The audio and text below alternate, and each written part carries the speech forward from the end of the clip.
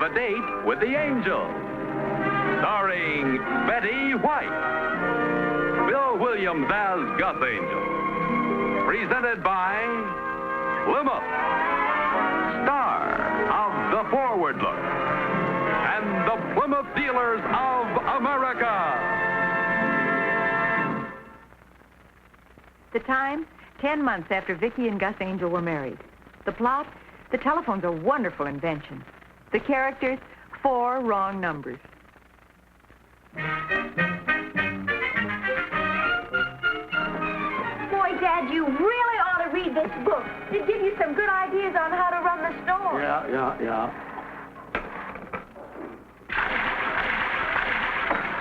Good morning, Howard. Billy. Hello, Miss Spear. Oh, getting ready for the weekend, people, I see. Yeah, there should be a few up this afternoon and tomorrow. Certainly is a nice day. Lovely. The most fabulously unsanitary way of merchandising. The city people like the village quaint, and there's nothing quainter than selling pickles out of a barrel and putting money in my quaint little cash register. Oh, Dad, that idea about city people just completely flips me. Well, if they think of us as hillbillies, why, they got to take the consequences. Your father's right, Billy. I keep telling Mark Jr., you may be a big letterman and an honor student up here, but to the people from Los Angeles, you're just another hillbilly. Ooh, if I hear that word hillbilly again, I'm just going to... Oh, by the way, Mark tells me he's taking you to the dance Saturday night. Yes, ma'am. Oh, that's good.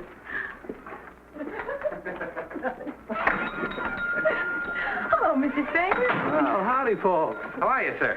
Well, about the same. Let's see, you were up here, 4 weekends past, wasn't it? 3. Oh. Mr. and Mrs. Angel, the Shady Rest Cabin? Oh, now I place you. How's everything in San Bernardino? Well, fine, I guess. We're from Los Angeles. Oh, sure. Now I place you.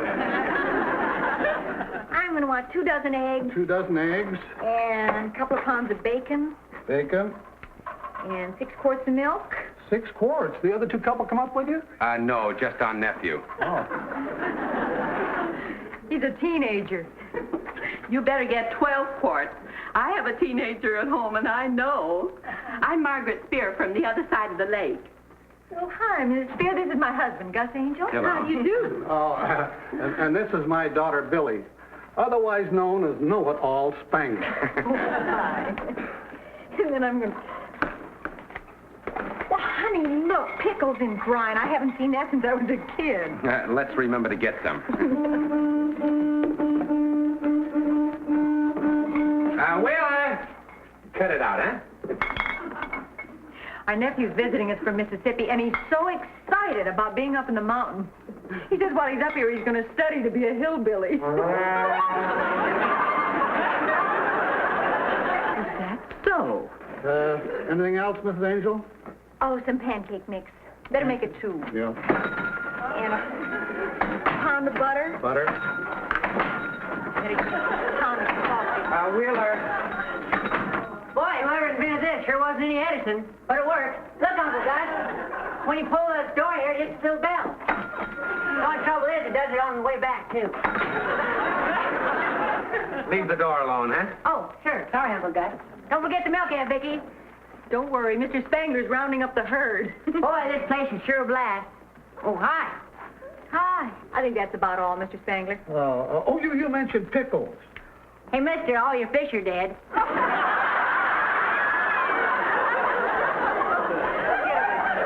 on, scoop. I'll take them in the jar, please. Yeah. Okay. Boy, did you ever see so much junk? This is like a real hillbilly store. You know what this is, Aunt Vicky? A butter churn. And look at that fat old Rex standing over there. What's the matter? Well, I meant the pot-bellied stove. Not that fat. Not that lady. Not that lady. Never mind. Just never mind, Wheeler. Would you put that on the charge, please, Mr. Spangler? Yes, of course. I'm sure he didn't mean that you, well, you know how thoughtless teenagers are. A lot depends on their upbringing, Mr. Angel. Howard, here's my list. Will you please send them over in the morning? Yes, ma'am.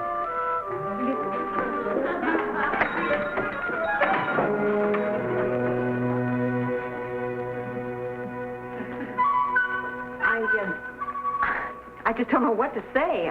Well, honest, mister, I'm at the potbelly stove. Not that fat. Forget it.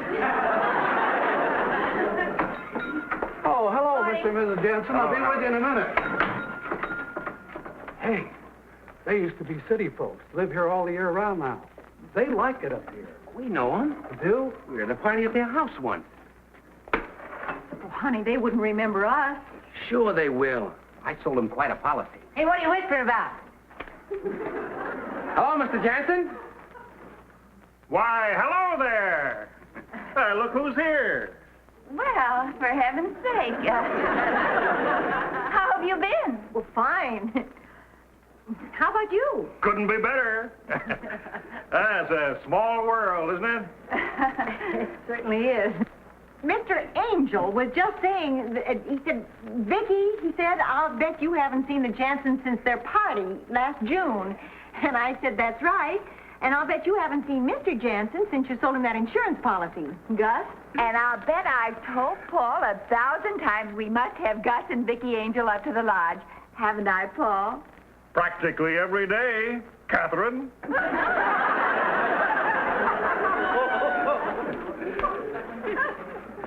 This is our nephew, Wheeler. Well, hi. Oh, your nephew, huh? How old are you, Wheeler? Well, I'm 16, sir. Oh, how nice. Are you going to the welcome dance tomorrow night, Wheeler? We haven't even heard about the dance. Wheeler hasn't even seen our cabinets yet. Put 3 tickets in with their groceries, Mr. Spangler. Oh, you simply must come. Well, that's very nice of you. We'd love to. I mean, you want to give your Uncle Gus a hand? We gotta That's get- very sweet. Well, That's nice it's to- very nice to see you. Bye. Bye. By the way, where are you staying? Oh, we're at 17 Ponderosa Road. Fine. See ya. Yeah. Again for the tickets. Bye. Bye, Spangler. Bye. Oh, how are you? How are you?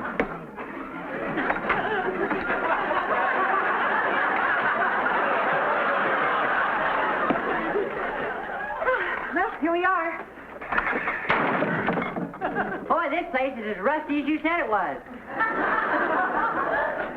Rustic. Oh, I'm glad you like it up here, Will. We were a little afraid you might get bored. Me? Why, this is the kind of junk I like. Did you ever stop to think that city living makes us a bunch of flabby misfits? Well, now take you and Uncle Gus. Thanks a lot. Well, you're doing something about it. You bought this place up here in the mountains so you wouldn't get any flabbier than you already are. I'm always saying something I don't mean. We understand, Will.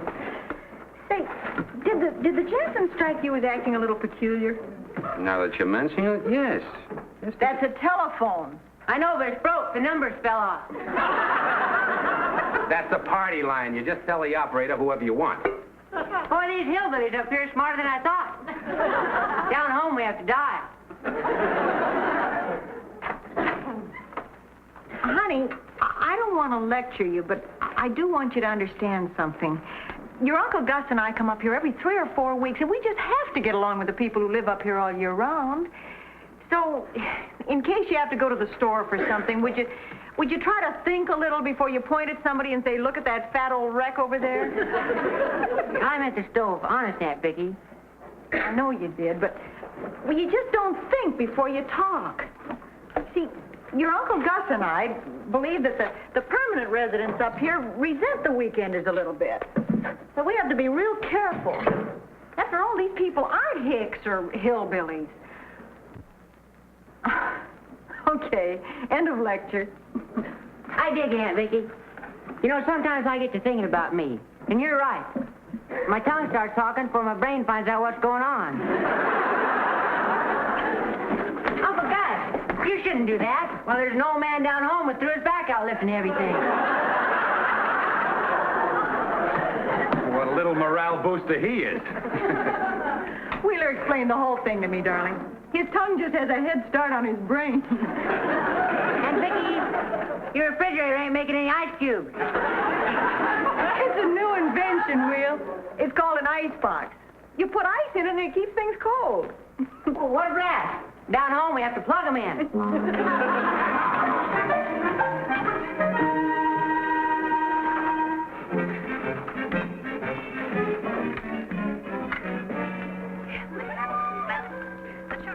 The transistors must be busted or something, Uncle Gus. I hear voices. That's a party line, Wheeler, and we don't butt in on conversations. I won't. Wheeler, we have a delicate problem up here. Well, I know, Uncle Gus. Aunt Vicky explained it to me. She says the Hicks up here don't like to be called hillbillies. And the next time I see two fat old wrecks standing side by side, I should make sure the one I point to is a stove. That's not quite it, but you get the idea. Maybe I ought to apologize to that lady, Uncle Gus. I could tell her that I was pointing at the stove, but she took up so much room. No, that Why not something smooth, like, Say something, Mrs. Spears, so I'll know which one of you to put the coal in.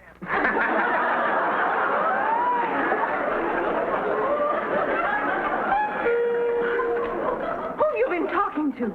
Well, nobody. Thank goodness. Hello? Hello?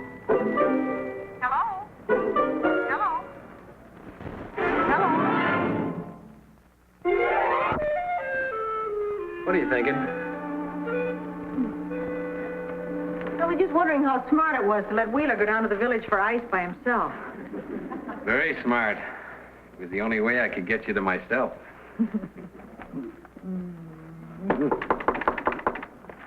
Probably the juvenile authorities. Hello. How are you? Hi, honey. Oh, what a lovely place you have. Huh? Yes. Why, we just dropped by to see if you'd like to help us decorate the canoe club tomorrow afternoon for the dance. It's sort of a social privilege up here. Well, I'd love to. Get you in good with the natives. It'd be fine. Say, I'd like you to meet our daughter. Oh. Come in here, honey. Come in, Christine.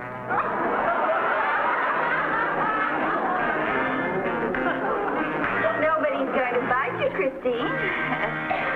This is Mr. and Mrs. Angel. Straighten up, dear. We're very happy to meet you, Christine. What do you say to Mrs. Angel? Thank you. Too bad Wheeler isn't here. He went down to the village. Wheeler's their nephew, dear. Won't you all sit down, for goodness sake? Oh, no, I'm sorry, but we really can't stay. Well, are we going to see you at the dance, too, Christine? Well, she doesn't want to go because she doesn't have a date. Why doesn't Wheeler take Christine? Why, fine, sure. I don't know what his plans are. What plans? Wheeler doesn't know anybody up here. He'll be happy to take Christine. No. Oh, that just sounds wonderful. Now, I'll check with you later to find out the details. And, we really must go now. Straighten up, dear. What do you say to the Angels? Nice to have met you. Nice meeting you, too, Christine. Thanks so much. We'll see you tomorrow, then. All right. Nice to see you. See you tomorrow afternoon.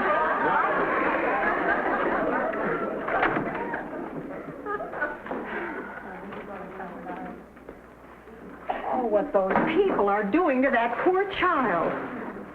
And, honey, I know you were more or less trapped into it, but I've learned we must never arrange dates for Wheeler. Oh, he's a good-hearted kid. He won't mind.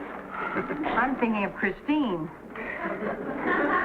You probably point at that poor self-conscious little thing and tell her the kindergarten went that way. Even Wheeler has more sense than that. I bet. Boy, this is what I call an ice cube. I told him down there, I said, you hillbillies are pretty smart packing ice and sawdust. They don't talk much, do they? It depends on who's insulting him. Who are the people in the big car we just left?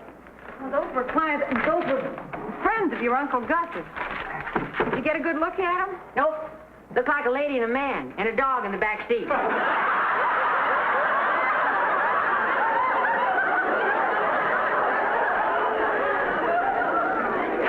Wheeler, we were wondering wondering if you'd do us a favor. Sure, Uncle Gus. Hey, guess what? What? I'm taking Billy Spangler to the dance.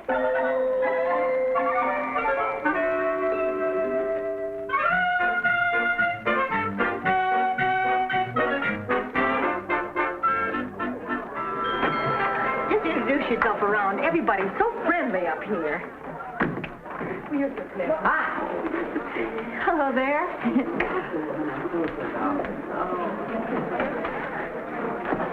Hi, Mrs. Spear. Hi. What's the matter with everybody? I haven't even broke anything yet. Well, whatever it is, be as friendly as you can. Oh, Mrs. Angel, how nice of you to come and help us. I'll get you a ladder and some pins and put you right to work. Let's see, I think I left the pins up on the table. Oh, I see you brought Wheeler. Christine's just dying to meet him. Oh, Mrs. Jansen, I'm afraid Wheeler already made arrangements for tonight, and he won't be able to take Christine to the dance. Well, hi. Look at that clunky girl over there, Vicky. Mrs. Jansen has some work for us to do, Wheel. Why don't you get the pins? They're up on the table. She must think she's little Bo Peep. Will you just go get the pins, Wheeler? Well, you're not looking at the right one, Aunt Vicky. They're in the... Get the pins! Combat boots. Oh, nice to see you again, Miss Jansen. He just doesn't think. He's really a wonderful boy. What a shame it doesn't show. Come along, Christine. Please, Mrs. Jansen, don't be like that. Hello, Christine.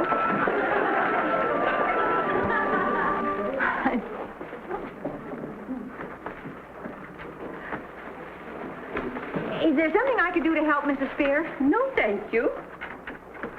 Oh, on second thought, perhaps you'd like to do something about making it a little warmer in here. I'll keep talking so you'll know which stove to put the coal in.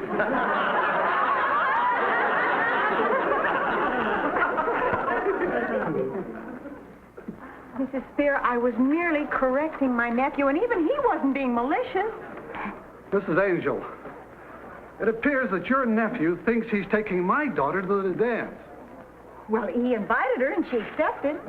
We hillbillies think that he had no right to ask her, knowing he already had a date with my son. That's right.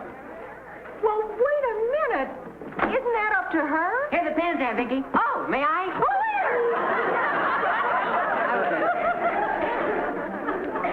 Wheeler, I understand Billy already had a date with another boy. Yeah, but her and me and him don't care. But her pa acted kind of jerky about it. I think he's insecure. Go get some more pins. Oh, excuse me, sir. I thought you... Oh, boy. Mrs. Spear, I can explain this whole thing that you... Mrs. Spear, I can explain this whole thing that you're talking about. You see, what happened, Wheeler had never...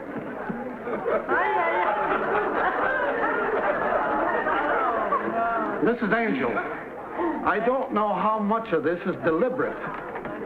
Deliberate? You and your family seem to be going out of your way to make things uncomfortable for the people up here. Oh, that's not true. We love it up here. Well, you certainly have a strange way of showing it. I should say you do. It just so happens I was listening on the party line and heard you insult the whole community. No, I didn't. And I assure you that never in my life have I been referred to as a pot-bellied stove. And I don't know why you think you have the right to come up here and humiliate us.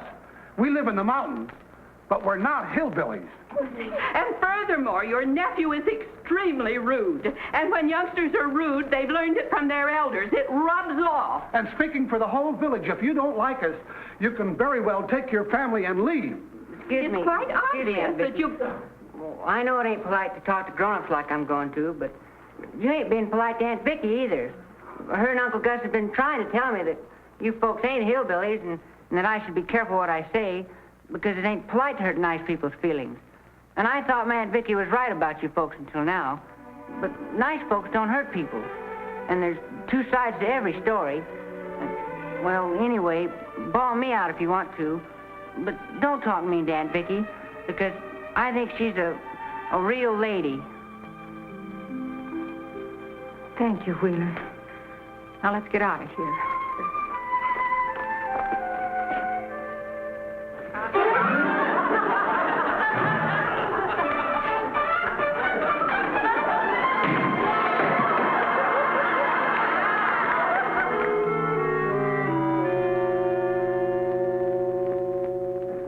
What happened then? That's when the balloons went up. And then I said a bunch of silly junk and we left.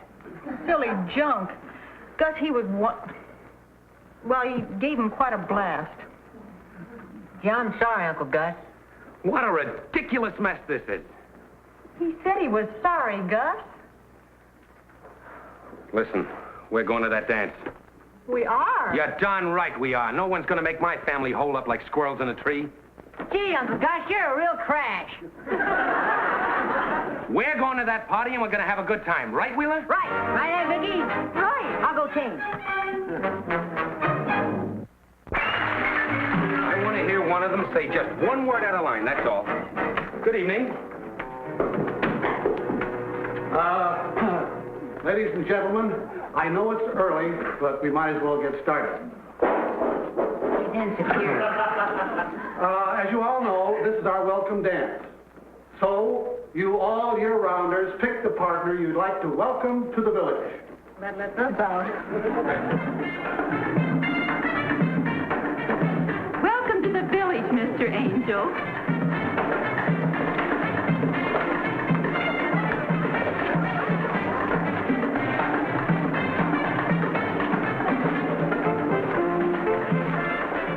Welcome to the village, Wheeler. Come on, let's blast off. No, thanks. I can't. Here comes your father. Mrs. Angel? Mrs. Spangler, I'm sorry about what I said. Oh, don't just stand there, boy. Go on and blast off.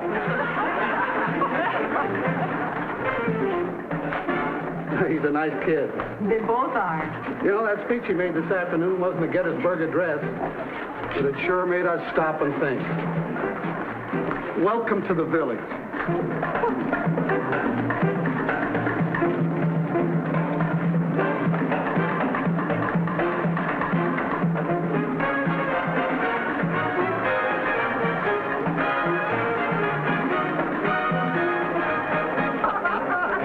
Thank you, Miss Angel. Thank you. Oh, you were doing all right. Certainly right. Oh, that was fun. Gus, do you think we ought to get Wheeler to ask Christine for just one dance? No, sweetheart, that's exactly what Jansen expects us to do. Client or no client, Wheeler dances with anybody he wants to. Boy, is this a ball? I want to get some punch. Gus. You know, Wheeler is right. She does dress like a little Bo Peep. Honey, we better get over there. Boy, what a clunky thing to say. That thing couldn't possibly hold more than 2 gallons. It can, too, because the opaqueness of the cut glass, it makes all kinds of optical illusions. Well, maybe. What's your name? Chris? Mine's Wheeler. How come you wear those clunky clothes? What's wrong with them? Well, you look like Little Miss Muffet, and that's a tough if I ever saw one. Like we say down home, you can't tell a flamingo's got good looks until he comes out of the swamp. Do I have good looks? Well, sure. When your daddy's shirt and some blue jeans, you'd be a blast. Still say that thing don't hold more than 2 gallons. Sure it does.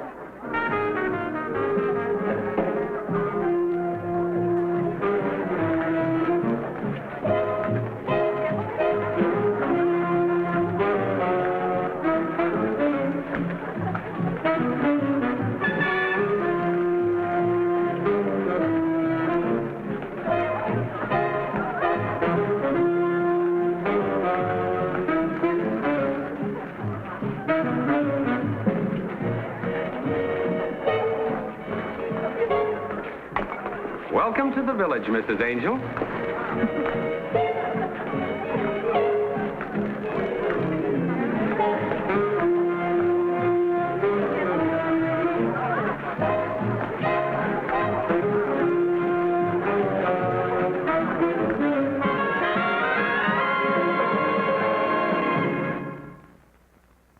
I just want to remind you there are only a few weeks left in Plymouth's Big Money Ahead contest. It closes midnight, January 26th. Go to your Plymouth dealer right away and get your official entry blank. You just may win yourself $500 a month for life.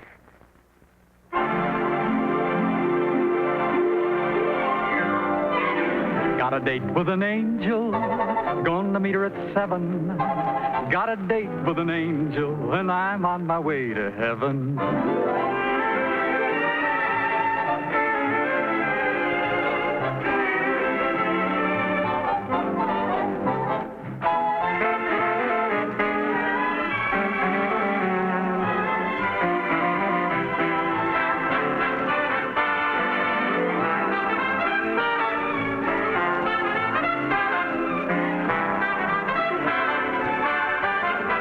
Ladies and gentlemen, your Plymouth dealer invites you to watch the Lawrence Welk program Top Tunes, and you tell it on this same network. Tom Kennedy speaking. Good night, everybody.